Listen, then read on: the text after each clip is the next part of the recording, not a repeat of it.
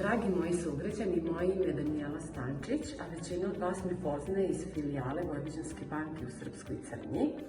Čuli ste da su olimpijske igre odložene za sledeću godinu. Mi u Vojvođanskoj banci kao generalni sponsor olimpijskog tima nestrpljivo smo iščekivali početak olimpijade, ali izgleda da moramo imati još strpljenja.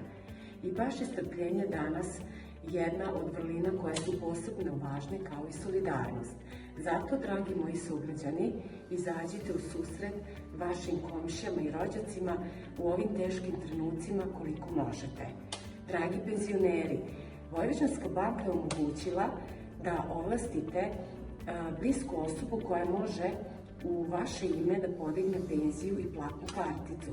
Molim vas, iskoristite tu mogućnost. Takođe smo svesni da imate obavezu da plaćate i vaše komunalne račune i slično, ali za to postoji rešenje bez odlaska u banku.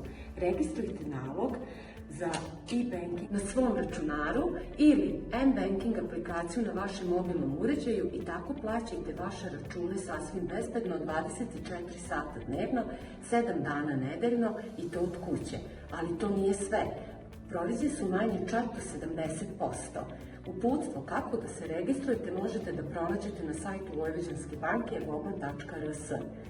Za sve ostale klijente čiji posao ipak zahteva odlazak u banku, tu su kolege koji neumorno rade kako bi filijale Vojvođanske banke bile otvorene i u vanrednim okolnostima. Ali ukoliko ne postoji preka potreba, ostanite kod kuće, tako čuvate sebe i ostale. Pronađite radost u malim stvarima, u omiljenim knjigama, filmovima, u trenucima koje provodite sa najmilijima i zamislite kako će nam svima biti drago kada se ovo napokon završi. Zato, ostanite kod kuće.